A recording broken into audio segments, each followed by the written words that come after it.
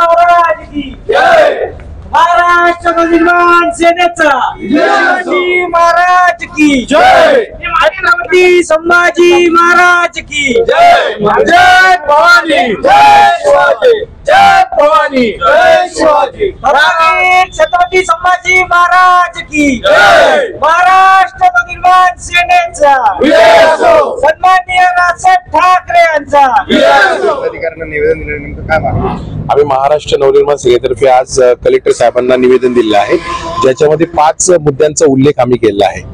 औरंगजेबची जी कबर इथं खुलताबाद येथे आपल्या आहे, ती कबरेवर कुठल्याही प्रकारची सजावट केली जाऊ नये।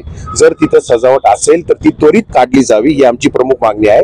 त्याचप्रमाणे यानंतर या कबरीसाठी कुठलाही सरकारी खर्च केला जाऊ नये, ही दुसरी प्रमुख मागणी आमची आहे। तिसरी प्रमुख मागणी आम्ही केली आहे की आपल्या जिल्ह्यातील शाळांच्या मुलांच्या सहली इथे आयोजित करण्यात याव्या, जेणेकरून आपल्या मुलांना आपण कुणाला गाडलेला आहे हा इतिहास समजेल, त्याच्यासाठी ह्या शैक्षणिक सहली इथं आयोजित करण्यात याव्या।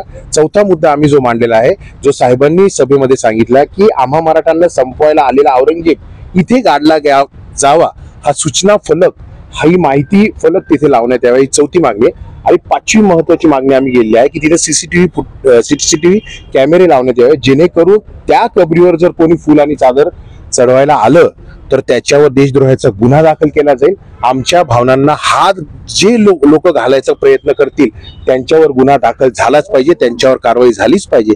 या प्रमुख 5 मागण्यांसाठी आज आम्ही कलेक्टर यांच्याकडे आलेलो आहोत। मागण्या मान्य नाही झाल्यास तुम्ही खबरीकडे जाण्याचा विचार? लोकशाही मार्गामध्ये आपल्याला मागणी ठेवावी लागते, निवेदनाद्वारे ती मागणी आपण ठेवतो।